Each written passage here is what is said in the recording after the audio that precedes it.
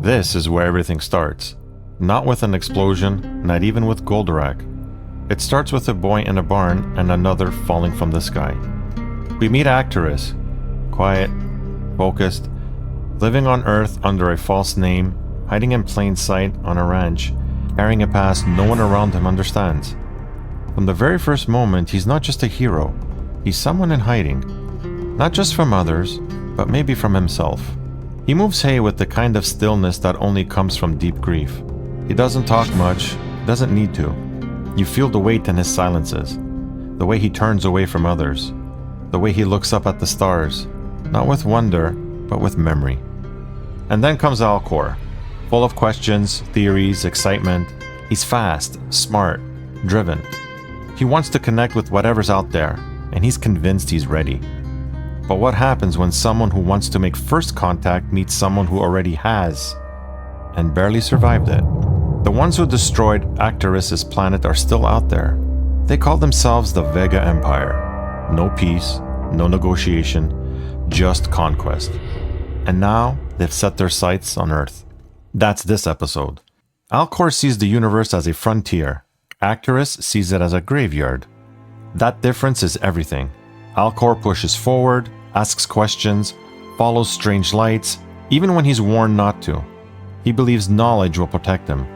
And honestly, I get that. He wants to be useful, he wants to matter. But Actarus? He's already been where Alcor is headed. His planet is gone, and now he's trying to hold together a second life on Earth. He doesn't want to open any more doors, he just wants one to stay closed.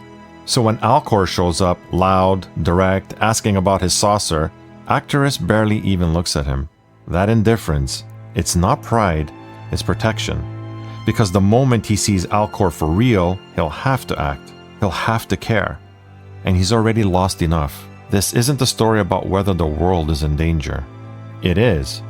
It's about whether Actarus can afford to let himself be seen again, and what it will cost him when he does. Giant robot shows are supposed to start with explosive battles and flashy transformations, but what if the most powerful story was actually about the cost of hiding who you really are? This episode completely turns that expectation on its head. There's this moment. Actarus is in the field, alone, playing guitar under a red moon. No one's watching. He doesn't speak. He just plays.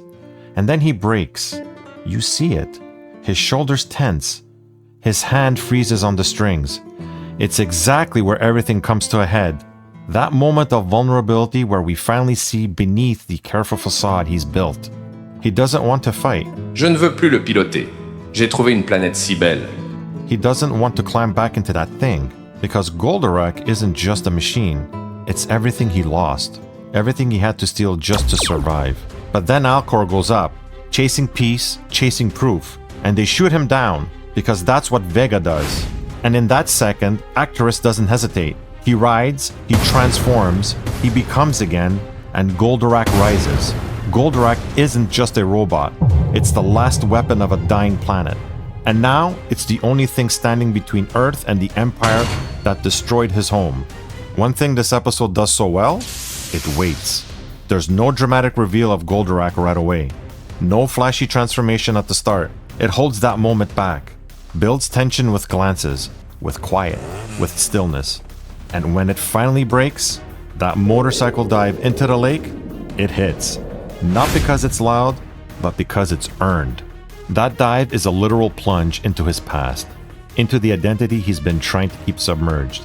You feel why he didn't want to do this, and you feel why he does it anyway. This episode isn't about a fight, it's about what it costs to stop running.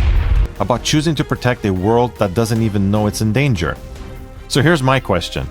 Have you ever felt like Actarus? Like the only way to keep going was to stop hiding?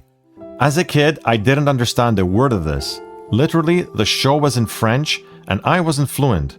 But I felt it.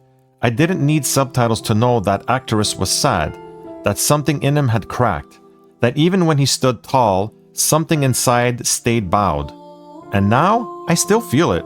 Except now I understand that the real transformation in this episode wasn't the robot. It was the choice to stop pretending, to fight, even when it hurts, to let someone see who you really are, even if they're not ready. This was just the beginning.